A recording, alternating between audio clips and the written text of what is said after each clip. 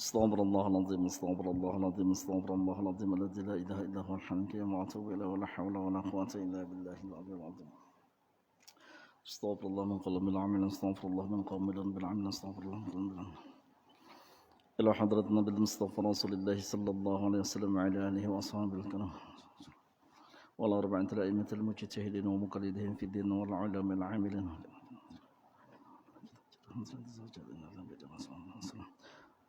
ولجميع الأساتذة ولمشايخنا ولمعلمنا صلواتهم وغفر الله من درجتهم في الجنة ولهم ونفتح في ديننا والدنيا والآخرة وإمام العبد السينا الفاتحة.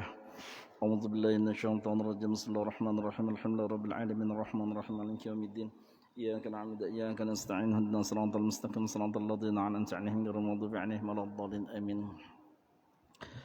أعوذ بالله من الشيطان الرجيم بسم الله الرحمن الرحيم السلام عليكم ورحمة الله وبركاته. الحمد لله والصلاة والسلام على رسول الله سيدنا ومولانا محمد بن عبد الله وعلى آله وصحبه ومن تبعه إلى يوم القيامة أما بعد فإن أصدق الحديث كتاب الله وخير الهدي هدي محمد صلى الله عليه وسلم ومحدثة الأمور بدعة وكل بدعة ضلالة وكل ضلالة في النار. سبحانك لا علم لنا إلا ما علمتنا إنك أنت العليم الحكيم ولا حول ولا قوة إلا بالله العلي العظيم. قال رب اشرح لي صدري ويسر لي أمري واحلل عقدة من لساني يفقهوا قولي ربي يسر ولا تعسر ربي تمم بالخير ربي جعلنا علما آمين. Bismillahirrahmanirrahim. Segala puja dan puji syukur kita kepada Allah Subhanahu wa taala. Salawat dan salam tercurah selalu kepada junjungan haribaan kita Nabi besar Muhammad sallallahu alaihi wasallam. Allahumma shalli wa barik alaihi. Bapak dan Ibu saudara sekalian yang dimuliakan oleh Allah Subhanahu wa taala, kita mulai pertemuan kita pada hari ini dengan niatan bismillahirrahmanirrahim. Nawaitu an a'takifa fi hadzal masjid sunnatan lillahi ta'ala. Dalam hati kita berniat sahjaku beriktikaf di masjid ini sunnat karena Allah Ta'ala. Bapak dan Ibu saudara sekalian yang dimuliakan oleh Allah Subhanahu wa taala, seperti biasa kita akan membaca dalam majelis ini hadis-hadis baginda Rasulullah sallallahu alaihi wasallam yang alhamdulillah kita sudah berada pada hadis yang ke 1630. 1630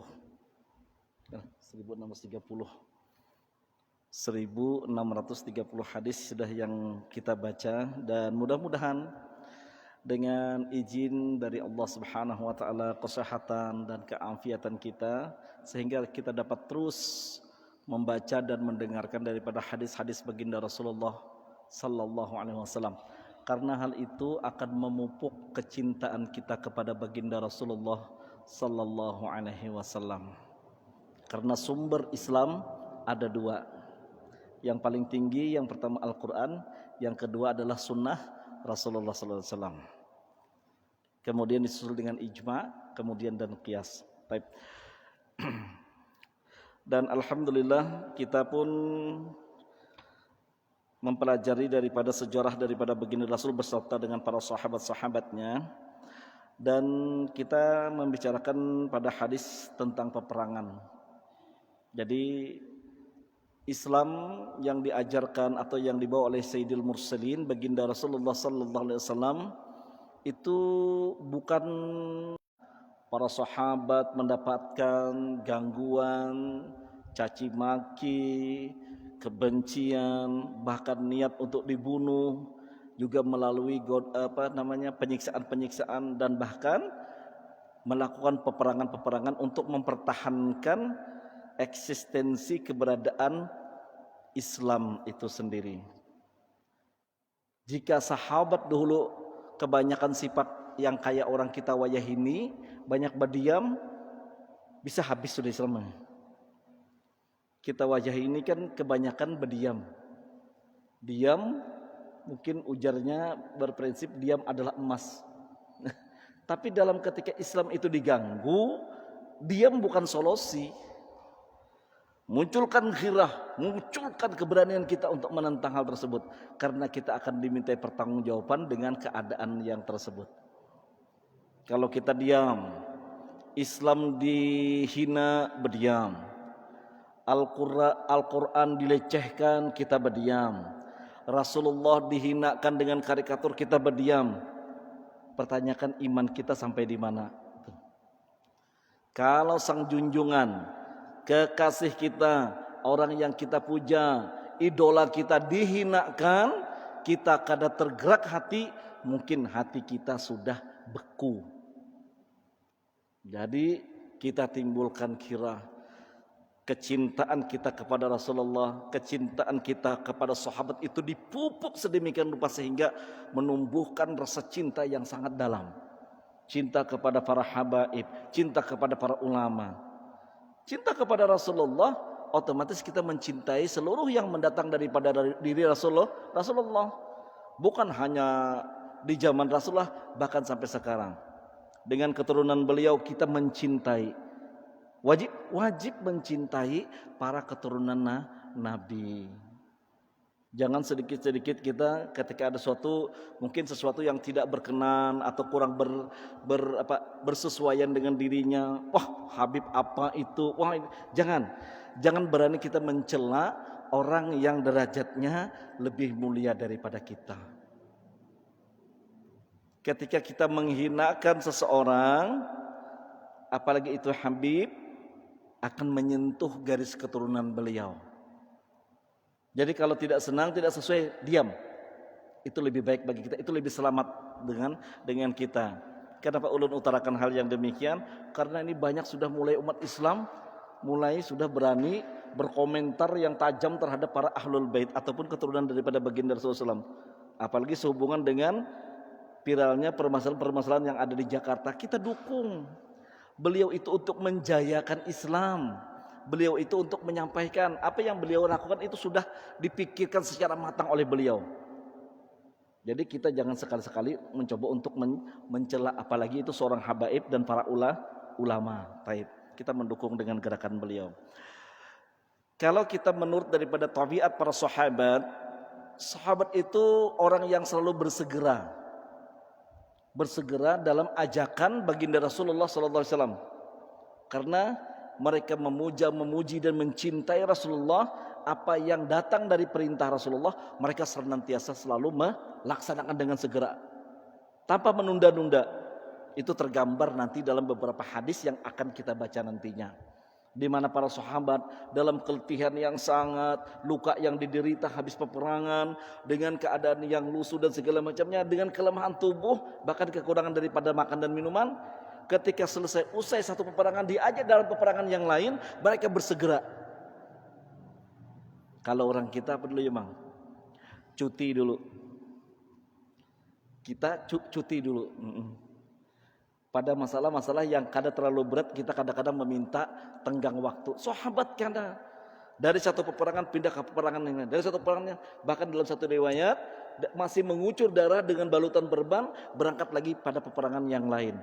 Semakin sebegitu hebatnya dan sebegitu kuatnya, kokohnya keimanan para sahabat, sehingga dengan beliau itu sanggup mempertahankan dan mempertaruhkan jiwa dan raganya. Itu yang perlu kita tiru daripada sahabat Nabi SAW. Taib. Hadis yang ke 1630 dalam Ghazwatul Zatul Riqa, peperangan Zatul Riqa. Sebenarnya Zatul Riqa itu nama suatu keadaan. Zatul Riqa tambalan ataupun perbanan atau balutan. Peperangan itu sendiri memerangi suku Ghabtan, memerangi kaum Yahudi yang memerangi Islam. Jadi persekongkolan Yahudi itu dikejar oleh sahabat Nabi untuk diperangi. Persekongkolan itu melibatkan daripada Bani Muharrib yang ada di Madinah, daripadanya Bani Sa'labah dan Bani Ghatfan. Nah, jadi ini Bani Ghatfan ini dikejar sampai ke kampungnya, dengan peperangan tersebut dinamakan dengan Zatul Riqa. Wa qala an Jabir bin Abdullah radhiyallahu anhuma, daripada Sayyidina Jabir bin Abdullah radhiyallahu anhuma, anna Nabiy sallallahu alaihi wasallam, sesungguhnya baginda Rasulullah sallallahu shalla bi ashabihi fil khauf. Rasulullah sallallahu alaihi wasallam bersama dengan sahabatnya melaksanakan salatul khauf. Fil ghazwah, pada peperangan As-Sabi'ah pada tahun ke-7 Hijriah yang dinamakan dengan Zatul Riqa. Bahwa ghazwatul Zatul Riqa yaitu dinamakan dengan perang Zatul Riqa. Jadi pada peperangan tersebut awal dilaksanakannya sholatul khauf. Pernah kita belajar fikih sampai kepada sholatul khauf, sholat dengan keadaan yang genting atau dalam keadaan peperangan. Nah, kada pernah kita mengalami praktek itu. Seharusnya kita pun mempelajari dengan praktek itu. Apa namang kita berdirian, nah 2 saf kena diaturakan caranya kayak ini. Kayaknya guru belum perlu saatnya karena kita kada dalam keadaan perang. Bukan masalah perangnya, ilmunya. Nah, itu. Jadi kita hanya mengenal dengan sholat biasa, tapi pelaksanaan sholat khauf itu kita kada mengenalnya ataupun kada mempelajarinya. Sebegitu pentingnya makna sholat sehingga dalam keadaan perang pun seseorang wajib melaksanakannya. Ini kada perang, antar pengantin aja, ibu-ibu kadang-kadang menggandeng pengantin. Ulun maklum aja Jepang be-make up tuh kada satu tumatan. Mulai jam 8 pagi atau jam 7 pagi be-make up sampai jam 8 sejam lebih. Itu bisa kurang aja. Apalagi ke salon. Galung itu, galung ini, tulis itu, tulis ini kan memang ditulis kalau lah. Make up itu, habangi ini, hijaui itu, mengkilatakan itu, mengkilatakan. Awas ternyata untuk membuat diri kelihatan cantik. Kan kayak itu pula, ini kada menyinggung, menyambat benar ya. Rasa yakin dengan pakaian yang anggun dan serasi, dengan make up yang cantik jelita, dengan parfum yang menebarkan bau pesona yang sangat membangkitkan gairah, berangkat sidin ke tempat pengantin. Walimatul urus, perayaan pengantin. Karena sidin tampil beda dan lebih kelihatan daripada yang lain, pian cilai menggandeng akan pengantin. Oke, sidin menggandeng pengantin.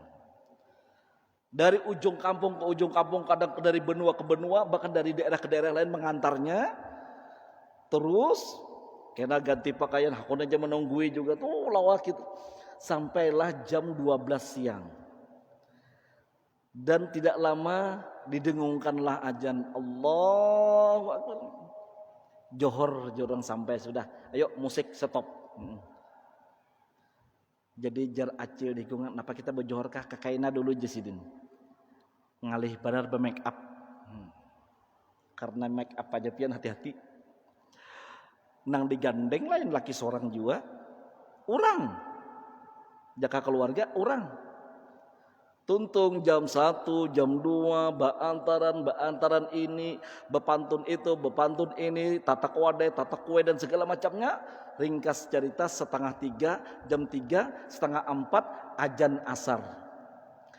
Jadi jesidin kada kawae di kodoai sudah berataan. Hanya sekadar itu ditinggalkan. Masya Allah tabarakallah. Rupanya da'watullah, panggilan Allah lebih dianggap ringan daripada panggilan sekadar menggandeng pengantin. Padahal pian kada menggandeng pengantin kada dapat azab, sementara meninggalkan waktu itu mendapatkan azab. Dalam satu riwayat, satu waktu dibalas dengan 500 tahun aja. Panjang na'udzubillah suma'an ayyadzubillah. Itu contoh kada penyinggung, itu contoh aja. Lalakian sama kita.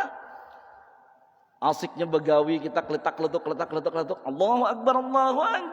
Johor. Tatok. Berdoa juga bang, udah tutup aja. La ilaha illallah marbaji da'watita mawsalatu qadatu alhamdulillah salatul fadl wa rafi'a wa ba'sul maqam mahmud la jawat innaka la tukhliful mi'ad. Terus saya bilang betul kan? Kada kerasaan. Tak. Allahu Akbar. Apa tuh jisidin? Asar mengajar. Astaghfirullahalazim. Kada ingat di waktu aku jen. Bukan kada ingat di waktu, melalaikan waktu. Orang kada ingat itu kan kada mendengar sama sekali. Sudah mendengar. Kemudian napa jarnya? Fawailul lil musallin, celakalah bagi orang yang salat, alladzina hum an salatihim sahun, orang yang dengan salatnya itu terlupakan, terlalaikan. Nauzubillah summa a'udzubillah. Taib, itu yang sudah lewat. Ke depan, wa khairul khata'ina tawwab, sebaik-baik kesalahan kita bertobat, astagfirullahalazim. Cukuplah dulu. Ini kada lagi sudah. Aku akan memperhatikan 5 waktu dalam sehari dan semalam daripada waktuku. Ternyata Ghazwatul Zatul Riqa itu awal didirikannya salat khauf. Bagaimana salat khauf? Ini tahun ini kita di hadisnya dijelaskan di sini.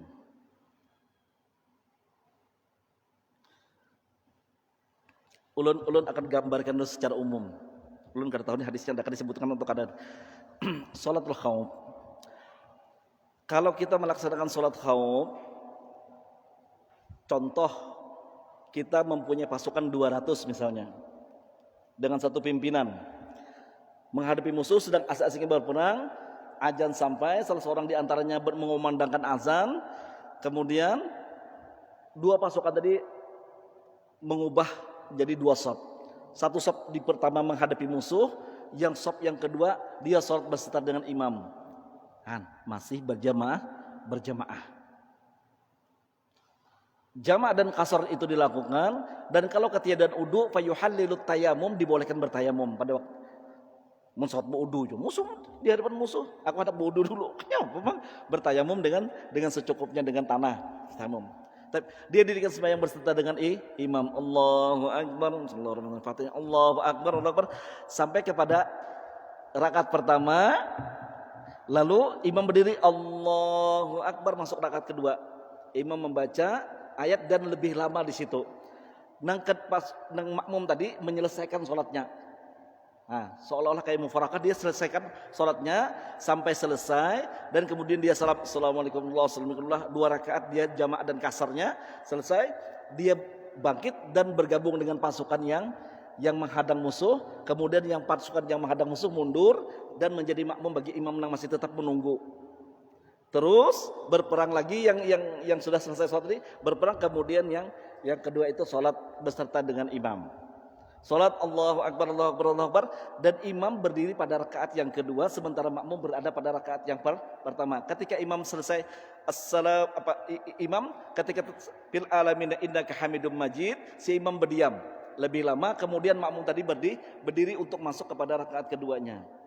Dia selesaikan rakaat keduanya sampai selesai, dan setelah selesai salatnya si imam memimpin dengan assalamualaikum warahmatullahi wabarakatuh, salam saf yang kedua beserta dengan imam. Kemudian yang keduanya langsung menghadapi musuh. Begitu yang digambarkan dalam hadis Rasulullah SAW tentang salatul khauf. Nak praktek kecuali hari Minggu. Mun malam ini kita praktekkan khauf. Praktek Abang Draman. Baik. Hadis yang berikutnya. Wa qala an Abi Musa, dari Sayyidina Abi Musa Al-Asy'ari radhiyallahu an. Qala kharajna ma'an Nabi sallallahu alaihi wasallam fi ghazwah. Kami pernah berangkat dalam suatu pertempuran, dalam suatu peperangan yang namanya Zatul Riqa. Wa nahnu sittata nafarin, beserta dengan para sahabat dan tentara yang lain, dan kami ada 6 orang sahabat Sayyidina Abi Musa Al-Asy'ari. Kenapa Sayyidina Abi Musa Al-Asy'ari itu bergabung dengan tentara pada waktu perang Zatul Riqa? Jadi begini. Rasulullah setelah melaksanakan umrah Al-Qadha, Rasulullah langsung berangkat ke perjanjian Hudaybiyah. Setelah selesai dalam perjanjian Hudaybiyah, Rasulullah kembali ke Madinah dan bergabung dengan umat Islam ataupun dengan sahabat yang lain untuk membentuk suatu pasukan, mempersiapkan peperangan Akhbar, peperangan Khaybar. Jadi setelah terkumpul dan para sahabat langsung menuju Khaybar yang sangat jauh sekali, perjalanannya kurang lebih 3 hari 3 malam. Satu riwayat mengatakan sekian ratus kilometer jarak tempuh daripada Madinah bagian selatan, kemudian terus sampailah mereka untuk memerangi kaum-kaum Yahudi yang mereka itu bersekongkol. Setelah dalam peperangan, satu riwayat mengatakan peperangan Khaybar itu memakan waktu sampai setengah bulan. Bayangkan Bang, setengah bulan melakukan berperang. Berperang itu jika berhadapan batimpas bahar itu kan kayak itu. Perang dengan pedang. Selama 15 hari selesai dengan kemenangan didapat oleh Islam, oleh umat Islam pada waktu itu pimpinan Rasulullah SAW.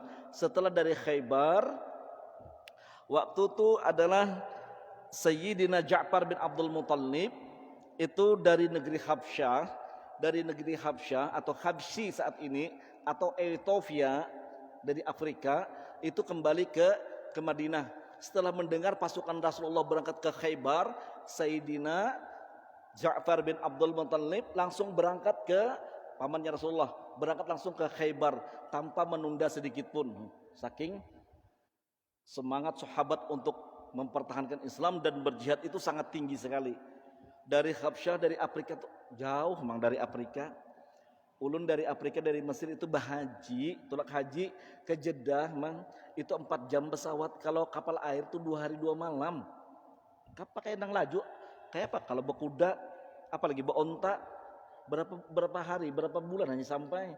Setelah sampai di Madinah dalam keadaan yang letih, Sayyidina Ja'far bin Abdul Muttalib langsung menyusul Rasulullah ke Khaybar.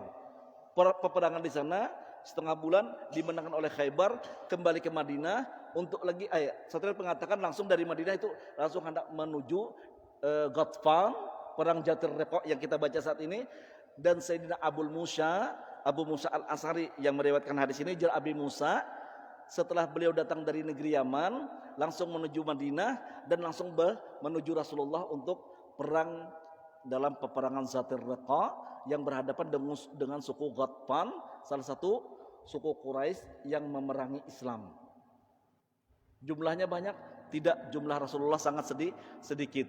Yang disebut apa? Perkampungan suku Ghatfannya. Perkampungan suku Ghatfan yang diserbu. Jangan bahasa kita ini menyerbu kampung orang. Jumlahnya sedikit Rasulullah dengan para sahabatnya. Padahal dalam keadaan yang sangat letih, sebagian luka karena peperangan di Khaybar. Tapi semangat sangat tinggi dengan komando jihad daripada Rasulullah, berangkatlah pasukan dan kemudian Abi Musa al-Ash'ari pun menuju Rasulullah atau mendatangi Rasulullah dan bergabung dengan pasukan Rasulullah. Dalam riwayat ini Sayyidina Abi Musa al-Ash'ari meriwayatkan Jersidin. Nah, ini hadisnya. Qala wa kharasna ma'an Nabi sallallahu alaihi wasallam fil ghazwa, kami berangkat berperang Rasulullah pada suatu peperangan Zatir Riqa. Wa nahnu sittatun nafarin, kami beserta sahabat lain kami ada 6 orang. Bainana ba'irun na'taqibuhu, kami ada punya satu onta yang kami tunggangi bersama-sama bergantian. Satu saat pulan yang naiknya, yang 5 berjalan. Beberapa saat kemudian turun si pulan, naik si pulan kepada onta tersebut, yang 5 tadi berjalan bergiliran bergilir karena jaraknya sangat jauh sekali. Zatir Riqa itu kurang, ada yang meriwayatkan ulama antara 4 sampai 700 km. Jauh pada Samarinda lagi lah. Samarinda berapa kilo dari sini? Oh, dari Banjar ke sana 1.500-an. Oh, oke. Mungkin sekitar Balikpapan lah. Perjalanan dari Banjar ke sana. Saking jauhnya itu, lalu ujar Sayyidina Abu Musa al-Ash'ari, panakibat aqdamuna, sampai pecah-pecah dan lecet daripada telapak kaki kami. Melepuh kaki kami karena perjalanan yang sangat jauh. Pian jangan bayangkan perjalanan dengan bis disertai dengan AC, dengan pendinginannya. Oh, kada. Perjalanan di tengah gurun Sahara, masuk keluar hutan, kemudian gurun Sahara dengan panas terik matahari yang sangat menyengat. Pian jangan bayangkan panasnya di wadah kita tuh sama dengan panasnya di sana. Panas di wadah kita paling tinggi 32 sampai 35 tuh paling panas badan kita. Tuh banyak kita gerunuman. Panasnya hari hanya 32 35, jarang 35. Maksimum kita 32-an. Di sana kalau sudah terik panas hari dan puncaknya ada sampai 45, bayangkan pian. Nauzubillah sampai 52. Jadi panas di sana manglah waktu di Mesir Ulun selawar lepes, selawar jin itu ditapas mengai kadus jadi parah. Langsung digantung setengah jam karing. Ada yang sampai setengah jam karing, tapi keras, selawar jadinya keras. Saking panasnya. Di panas terik matahari itu perjalanan sahabat dengan badan yang letih habis peperangan Khaybar dengan semangat yang tinggi terus berjalan untuk menuju musuh.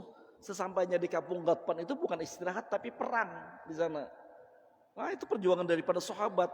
Riwayat di dalam hadis oleh para sahabat meriwayatkan sampai jar Abi Musa al-Asy'ari, melepuhlah kaki kami, lecet dan berdarahlah telapak kaki kami. Berdarah. Saking perih dan berdarahnya kaki, ujar Sayyidina Abu Musa al-Asy'ari, wa naqibat qadamai Abu Musa al-Asy'ari. Seluruh sahabat melepuh kakinya. Kemudian sampai di situ tidak, wasaqatat azfari, dan sampai lepas kuku-kuku jari kami.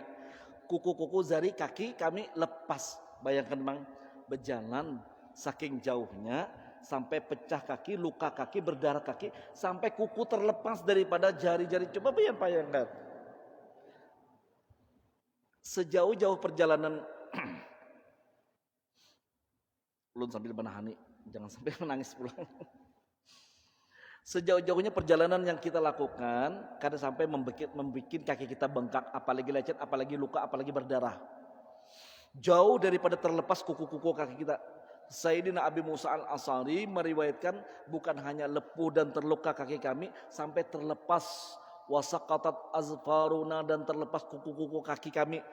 Tepaculan mengai saking jauhnya perjalanan.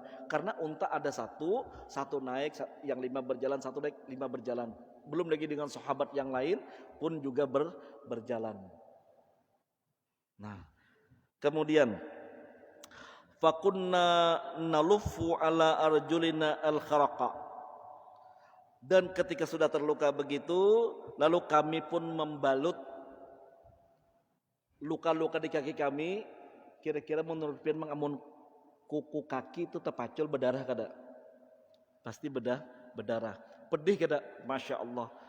Nang kada pernah terpacul kuku kada merasa. Ulun 2 kali merasa. Kenapa ya Mang? Berjalan jauh kena standar kendaraan. Terpacul kuku kita kena standar kendaraan itu kita sakitnya minta ampun ya Allah. Sakitnya. Nah kayak dengan para sahabat berjalan untuk berperang dengan perjalanan yang sangat jauh sampai lepas kuku kaki sidin. Ini bukan cerita dongeng atau khayalan, tapi daripada sahabat yang pernah dialami oleh sahabat yang lain.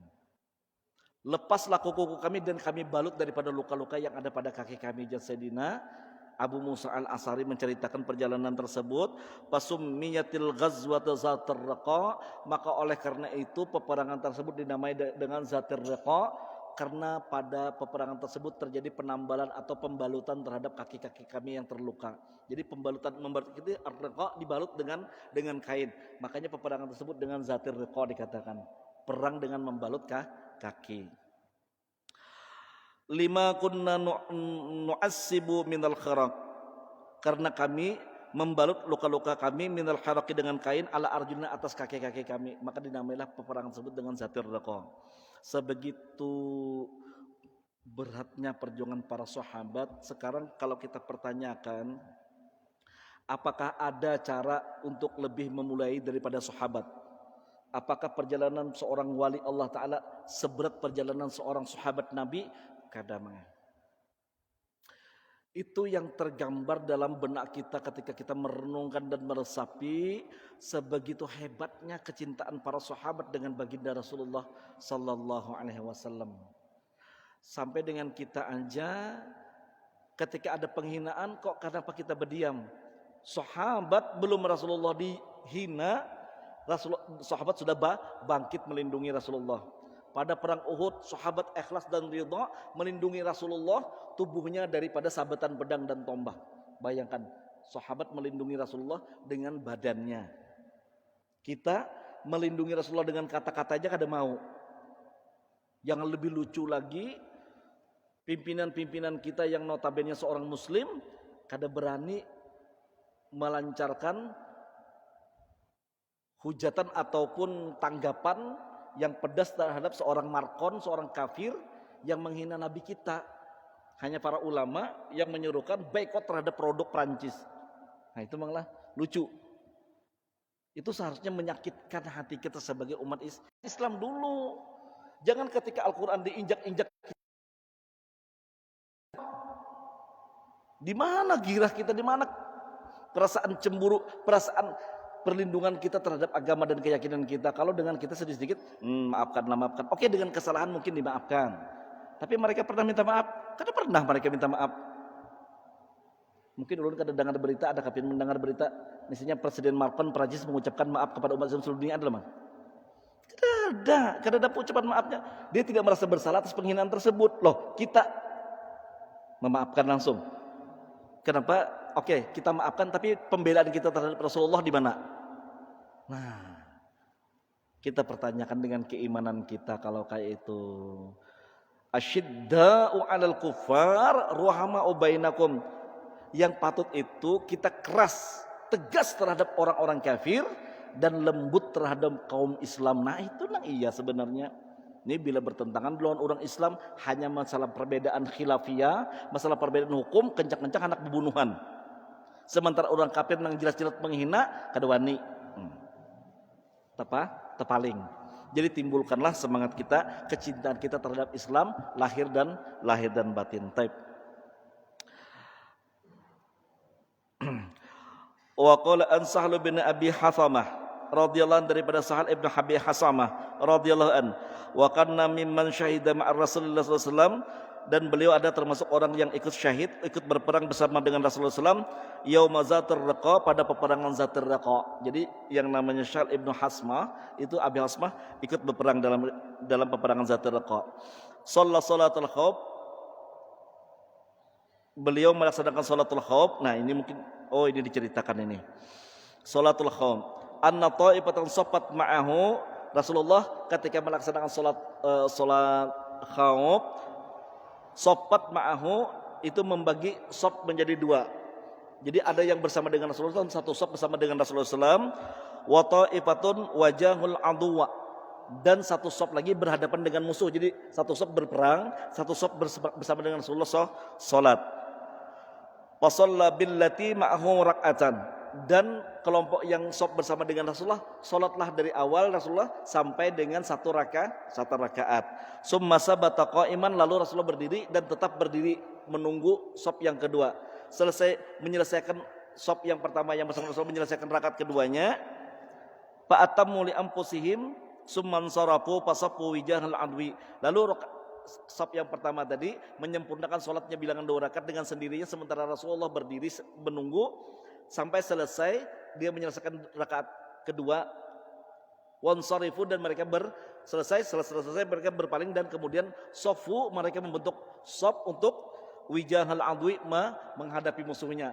Sof yang pertama menghadapi musuh, kemudian sof yang kedua tadi mundur, kemudian waja'atit ta'ifatul ukhra, dan datang sof yang lain tadi untuk masuk. Fasalla bihimur rak'atan, lalu salatlah bersama dengan Rasulullah 1 rakaat, karena Rasulullah berdiri pada rakaat yang kedua, sementara yang baru mengikut adalah rakaat pertama. Allati baqiyat min salatihi, yang tersisa daripada salatnya, yaitu salat Rasulullah yang kedua, rakaat kedua. Summa sabata jalisan, lalu Rasulullah menunggu pada waktu tahiyat berduduk. Rasulullah menunggu sampai mereka selesaikan pada rakaat kedua dan duduk bersama-sama pada tahiyat akhir.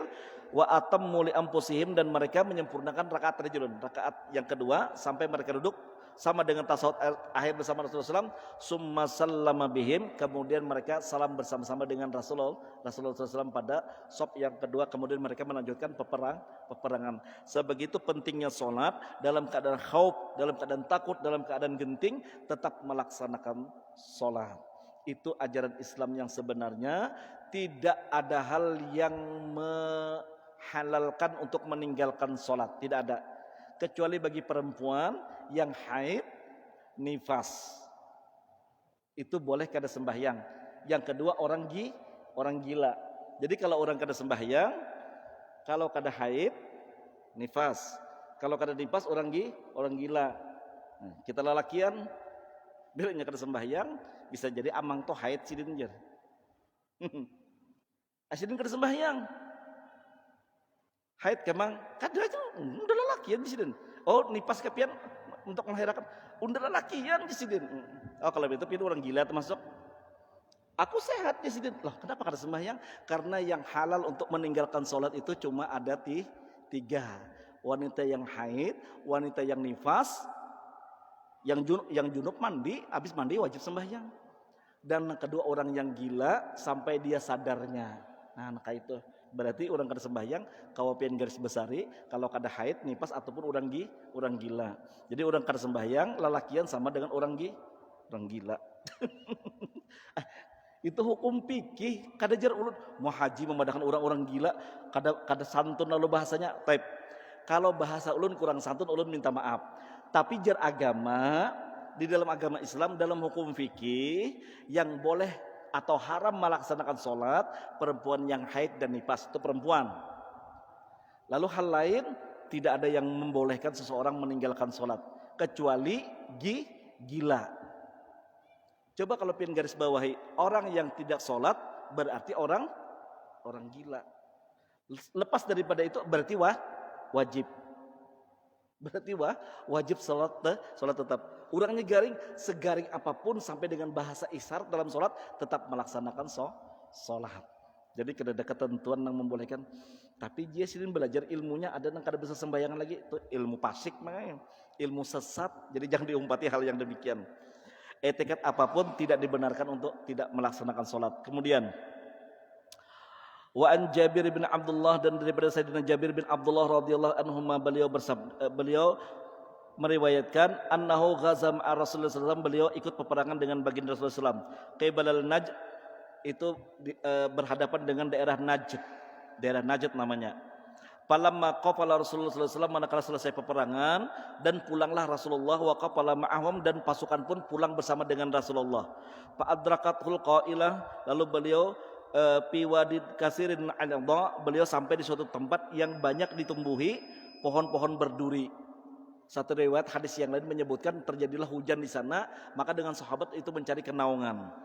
Nah, fa nazala Rasulullah sallallahu, dan Rasulullah pun berteduh, wa nafarraqan nas, dan ketika itu pun sahabat yang lain mencari kenaungan masing-masing di bawah pohon yang berduri tadi. Jadi mencari kenaungan. Satu riwayat tadi jelas hadisnya harinya hujan, kemudian dengan Rasulullah pun mencari kenaungan. Berarti Rasulullah dalam keadaan sendiri. Ini kejadian yang aneh setelah perang Zatir Riqa terhadap Rasulullah SAW. Dan ini terjadilah mukjizat Rasulullah SAW. Wa tafarraqan nas, dan manusia masing-masing mencari kenaungan fil adha, pada pepohonan yang berduri tadi, yastazillu, untuk bernaung, bis sajarah, di bawah pohon. Wa tanazzala Rasulullah sallallahu alaihi wasallam, kemudian Rasulullah pun bernaung, wa tahtas sumarah, Rasulullah bernaung di bawah pohon sumarah namanya. Jadi berteduh di situ. Fa'allaqa biha sayfahu, kemudian karena Rasulullah gantungkan pedangnya di atas pohon sumarah tadi. Qala Jabir, berkata Sayyidina Jabir, panimna naumatan, lalu kami tertidur lelap karena kecapean keuyuan, lalu kami tertidur. Summa idza Rasulullah SAW, lalu tiba-tiba Rasulullah yad'una, memanggil kami. Ji'nahu, setelah kami mendekati dan datang kepada Rasulullah SAW, indahu, tiba-tiba di sisi Rasulullah SAW, fa idza indahu, tiba-tiba di sisi Rasulullah SAW, A'rabiyun jalisut, ada seorang Arab suku Ghatfan yang terduduk di hadapan Rasulullah. Ini ada apa nih? Rasulullah istirahat, seluruh sahabat ketiduran. Ada suatu kejadian yang tidak disajikan disaksikan oleh sahabat. Kemudian setelah itu mereka terbangun karena ada panggilan Rasulullah. Setelah dipanggil oleh Rasulullah, mereka datang ke hadapan Rasulullah. Tiba-tiba di hadapan Rasulullah ada seorang Arab suku Ghatfan daripada musuh yang terduduk. Nah, faqala Rasulullah SAW bersabda, innaha dakhtarata sayfi, wa anan naim. Ini orang, wahai sahabat, ini orang mengambil pedangku. Wa anan naim, dan aku dalam keadaan tertidur, ya Rasulullah. Fa idza'in fastaqastu, lalu tiba-tiba aku terbangun, wa huwa fi yadihi sullatan, dan di tangannya sudah ada pedang, dan meletakkan di dalam di apa namanya di leher Rasulullah sallallahu alaihi wasallam. Faqala li ma yamna'uka minni. Lalu dia berkata, "Hai Muhammad, siapa yang dapat menegahkan aku untuk membunuhmu?" Lalu Rasulullah faqultu, lalu aku katakan ya Rasulullah, Allah yang punya hak dan punya kehendak. Lalu setelah mendengar kata Allah tadi, dia gemetar, faha huwa zalisun, maka dia terduduk. Inilah laki-laki yang terduduk. Summa lam yu'aqibhu Rasulullah SAW, kemudian Rasulullah pun tidak tidak menyiksanya ataupun tidak menghukumnya. Rasulullah biarkan dan memaafkannya. Taib. Dalam riwayat Sayyidina dari Abi Daud radhiyallahu an, ini cerita daripada seorang Da'thur namanya, Da'sul bin Haris. Ada yang mengatakan namanya Ghaurus bin Haris. Jadi namanya tuh, tapi yang terkenal cerita ini adalah Da'thur bin Haris. Saat ketika dia melihat kelengahan daripada kaum muslimin yang berteduh di bawah pohon, dia cari, dia incar, dia lihat Rasulullah tanpa pengawalan. Seorang Rasulullah SAW dengan tidur dan nyenyaknya di bawah pohon tanpa ada merasa khawatir. Kalau presiden, jangankan guringnya, berjalan aja di dekeng. Karena apa? Karena takutan. Kenapa takutan? Karena punya keimanan yang baik terhadap Allah. Lalu bagaimana? Ya takutan dibunuh hamba atau dibunuh makhluk. Karena orang yang mempunyai keyakinan yang kuat, tidak ada penolong kecuali Allah. Jadi Allah yang memberikan pertolongan dalam etikatnya. Jadi ketika Rasulullah tertidur lelap, seketika Da'sur datang dan mengambil pedang Rasulullah dan diletakkanlah ke leher Rasulullah. Mayyamna'uka minni ya Muhammad, siapa yang menegakkan aku untuk membunuhmu hai Muhammad? Faqala Rasulullah bersabda, Allah yang menegakkan. Lalu Da'sur gemetar, terjatuhlah pedangnya, lalu diambil oleh Rasulullah SAW. Dalam hadis riwayat Imam Abi Daud, Rasulullah ambil lagi pedangnya dan Rasulullah letakkan ke leher si Da'sur, mayyamna'uka minni, siapa yang dapat menegakkan aku untuk membunuhmu? La ahadan, tidak ada kecuali engkau yang menolongku hai Muhammad. Lalu seketika Rasulullah memaafkan. Kemudian dalam riwayat yang lain Rasulullah itu Da'sur itu beriman kepada Rasulullah SAW dan mengucapkan 2 kalimat syahadat, sehingga dengan Da'sur kembali ke kaumnya, dia mendakwakan tentang kelembutan dan kebaikan akhlak daripada Rasulullah SAW dan sifat kasihnya Rasulullah, sehingga dengan penduduk daripada suku Ghatfan banyak yang beriman oleh karena dakwah daripada seorang Da'sur. Ada yang meriwayatkan dia tidak beriman tapi dia mengajak orang untuk beriman. Wallahu alam. Itu dalam beberapa riwayat. Sudah Isa. Ulun sedikit aja lah membacakan agak ringkas karena hadis ini tidak berkenan dengan perang tapi berkenan dengan masalah hukum aja. Ghazwatul Banil Mustalid wa hiya ghazwatul Muraisy. Peperangan Bani Mustalid, dia adalah peperangan dinamakan dengan peperangan Al-Muraisy. Terjadi pada tahun ke-5 atau ke-6 daripada hijrah baginda Rasulullah SAW.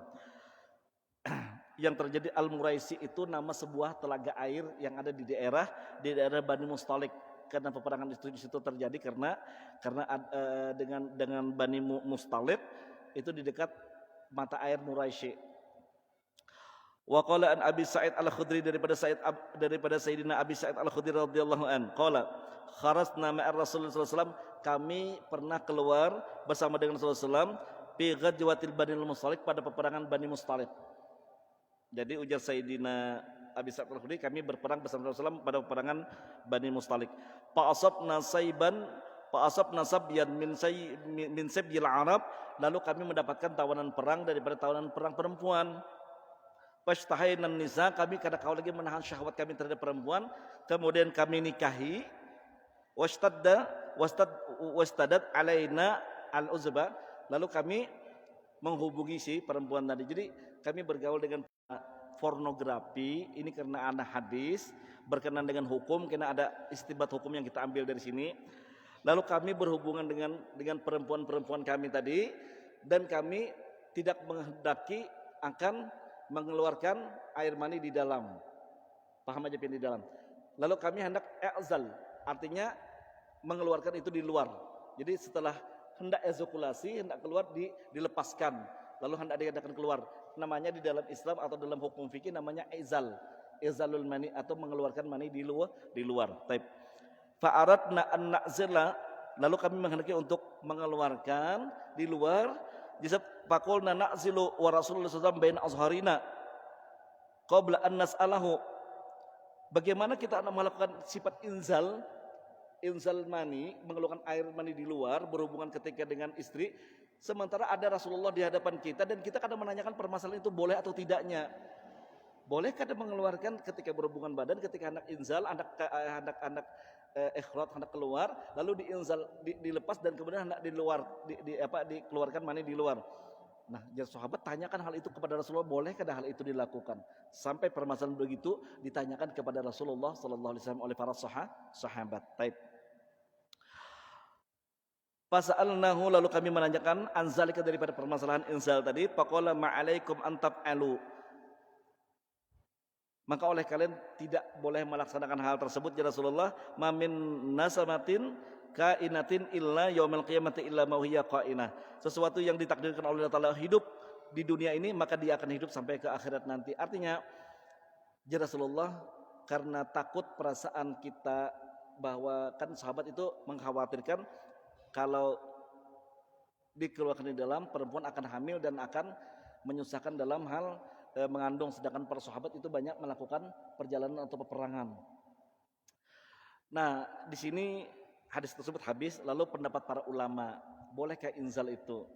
Pendapat ulama Asy-Syafi'iyah dan Hanabalah, jadi pendapat ulama-ulama Syafi'i dan pendapat Imam Ahmad bin Hanbal, para ulamanya didukung oleh pendapat Imamul Ghazali rahimahullah taala, bahwa mengeluarkan inzal di luar litanzim, untuk mengatur keturunan itu dibolehkan, meskipun hukumnya makruh. Jadi ulama Syafi'iyah dan Hanabalah dan ulama ulama Imam Ahmad bin Hanbal itu menyatakan hukumnya cuma makruh. Ada yang mengatakan hukumnya makruh tanzih, sesuatu yang dilarang itu. Oleh Imamul Ghazali, karena tanzim, mengatur jarak keturunan, karena tidak mungkin anak yang terlalu banyak, jadi dia tanzim, pengaturan di situ itu dibolehkan. Bukan perasaan takut karena mungkin kada kau memberi makan, takut karena kemiskinan, takut karena banyak anak. Karena takut itu, nah kalau takut itu lalu inzal, itu hukumnya haram, kada boleh. Bahkan dengan kontrasepsi yang dipakai karena takut banyaknya keturunan, banyaknya kada bisa memberi makan segala macam, itu yang hukumnya haram. Tapi kalau mengatur keturunan, membuat jarak, misalnya jarak 2 tahun sekali atau 4 tahun sekali, dengan program yang demikian, itu hukumnya dibolehkan. Akhirnya ulama pun berpendapat bahwa tanzimul usrah atau mengatur keturunan itu dibolehkan dalam Islam. Itu pendapat daripada mayoritas ulama yang tidak kepada pendapat yang mengumumkan haram atas inzal mani ataupun menggunakan alat kontrasepsi yang lain atau mengeluarkan mani di luar tadi, dengan mengatur jarak keturunan tanpa ada perasaan takutan tadi. Kalau dengan perasaan takutan ataupun kadang menghendaki, itu hukumnya haram. Jadi bagaimana sikap kita yang memakai kontrasepsi untuk mengatur keturunan? Mungkin anak sudah banyak 4 ikung, sudah dengan kita memakai KB, itu untuk membuat suatu tatanan keluarga yang baik. Itu niatnya itu bagus, dibolehkan di dalam Islam. Lepas daripada itu, abahnya harus singgawian karena kau beri makanan yang segala macam, nah bukan, itu hukumnya haram. Karena yang memberi hak untuk rezeki itu Allah Subhanahu wa taala, bukan manusia. Jadi jangan kita mendahului daripada haknya Allah Subhanahu wa taala. Itu yang dapat saya sampaikan pada pertemuan hari ini, dan mudah-mudahan Allah Subhanahu type hadisnya pendek bener, dan ini hadisnya kada terlalu signifikan mana juga, kada terlalu banyak. Ulun habiskan dulu hadis ini. Wa qala an Jabir bin Abdullah al-Ansari radhiyallahu anhu, daripada sini Jabir bin Abdullah al-Ansari radhiyallahu anhu qala ra'aitu Nabi sallallahu alaihi wasallam, aku melihat Rasulullah sallallahu alaihi wasallam fi ghazwatil Anmar, pada peperangan Anmar, yusalli ala rahilatihi, beliau melakukan salat di atas tunggangannya. Artinya boleh aja melakukan salat itu meskipun kita di dalam mobil. Mutawajjihan qibalal masyriqi mutawian, beliau menghadap ke arah timur. Jadi di mana pawali wajhaka satra masjid. Jadi boleh kita menghadap ke mana arah daripada kiblat kita untuk bersolat. Jadi kalau kita misalnya hendak sholat di dalam mobil, silahkan. Dalam keadaan misalnya kita berkenan. Tapi di tempat kita sekarang ini sangat mudah, di mana kita bersinggah, di mana kita stop, ada musola, ada masjid, ada tempat ibadah yang kita kau melaksanakan daripada ibadah kita di dalam perjalanan. Walhasil perjalanan kita tuh nyaman dan mudah saat ini. Yang ulun ingin sampaikan bahwa jangan sampai kita meninggalkan daripada sholat dengan alasan apapun, kecuali alasan gila tadi. Wallahu ta'ala alam bisawab. Mudah-mudahan bermanfaat apa yang saya sampaikan pada pertemuan hari ini, dan mudah-mudahan dengan sebab kita melakukan kajian terhadap hadis-hadis baginda Rasulullah SAW, Allah ampuni dosa-dosa kita, dosa istri kita, dosa anak-anak kita, dosa kedua orang tua kita, dosa mertua kita, dosa saudara-saudara kita, dosa jiran-jiran, sahabat, kerabat kita. Mudah-mudahan Allah Ta'ala ampuni dosa orang kita sekampungan dengan berkah kita membaca hadis daripada baginda Rasulullah SAW.